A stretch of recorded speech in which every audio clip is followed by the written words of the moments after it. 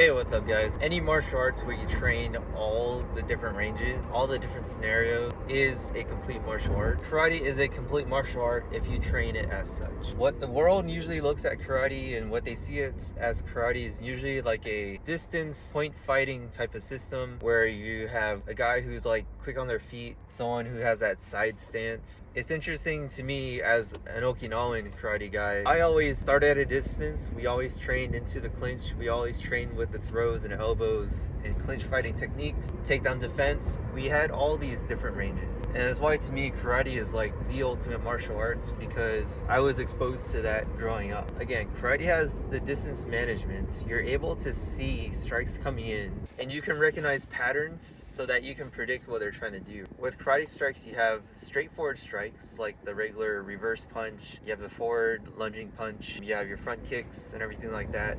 You also have attacks coming in from the sides, your roundhouses, your hook kicks, your spinning hook kick. And then you also have attacks coming in that are kind of fancy, right? So I mentioned spinning. That type of footwork to get a spinning attack is completely different than a straight on attack. Karate guys are able to see that once they're exposed to it. They're able to have a lot of pattern recognition beyond just a boxer who can just punch or a taekwondo guy who can just kick. Once you close the distance on a karate guy, he has elbows and knees, just like people would say stereotypically a Muay Thai guy has. You have horizontal elbows, vertical elbows, you have top down 12 to 6 elbows. You have knees from the clinch, you have knees from a distance, like a double knee jump. After those medium range attacks, you have sweeps in the clinch as well. So you have a lot of foot sweeps, twisting type of takedowns, like a lot of judo type throws when you're working with grips and moving the gi around. And these type of grips are also transferable to no gi as well. So karate guy works with grips on the wrists and grips behind the neck.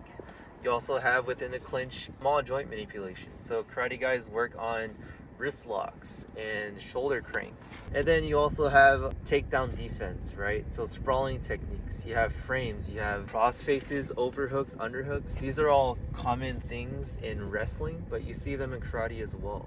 And then finally, you have the throws and the takedowns and strikes when on a downed opponent. And you see this all the time in kata. All these things I say karate guys have because I see them all in the katas that we train. You also want to think about karate as an umbrella term for martial art that started in Okinawa and went over to Japan. It's a collection of styles. It's a collection of ideas and philosophies that have skill set development in all the different ranges. Even if you look at a Japanese karate like Kyokushin, it has all the hard body conditioning that like a Muay Thai style might have. It has the leg kicks that people always say karate misses. Head kicks, spinning head kick, just like a Taekwondo guy, right?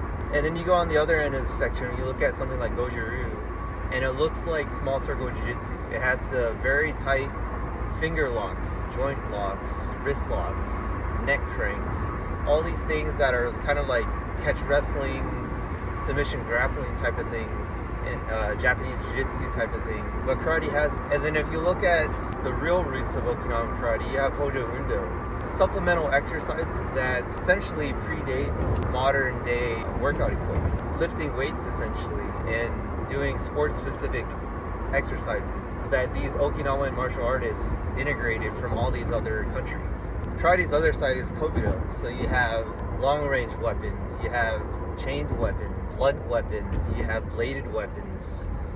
Karate has all these facets that are tied to it. And nowadays you have more modern type of karate styles like Kudo, which looks like MMA with the face shield. It's a version of Sambo that's kind of more has a Japanese flair to it. So it's hard for me to read online as a martial artist, as a karate practitioner. When I'm looking at karate forums and I post something like an elbow, and I see comments like, karate doesn't have elbows, that just blows my mind. It's crazy to think someone would make such a overarching comment on one umbrella style that has hundreds of different styles among it. As you drill down too, even among the styles, you have specialists within each dojo. Body types are what creates specialists, right? Specialization. So people in judo, they have this too, your Tokyo Waza, which is like your special technique.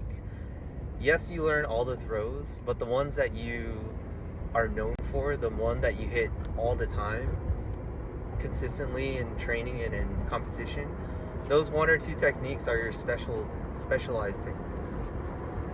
And you can imagine that on a person-to-person basis, on a sensei-to-sensei basis, and a dojo-to-dojo basis, right?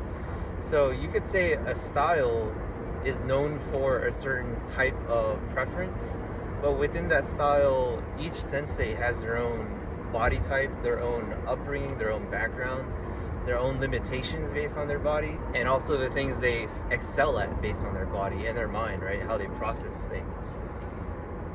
And the students, and a sensei to students relationship, very rarely are you going to have a sensei that can clone himself into a student. You're trying to create a student that is expressing their own self to the best of their ability. And sometimes that means you're helping the student along and guide them through the techniques that you know, and telling them, hey, this works for me really well, but it might not work for you very well. I think this other technique might work for you. And actually that's how old school martial arts was, right? It was very much one instructor and a handful of students, and that instructor handed down different types of techniques to those students. That's something that's kind of lost in these like big box type of gyms. That's for another discussion. Hopefully this was insightful for you, and let me know what you guys think in the comments. Is karate a complete martial arts, or am I completely wrong? Thanks.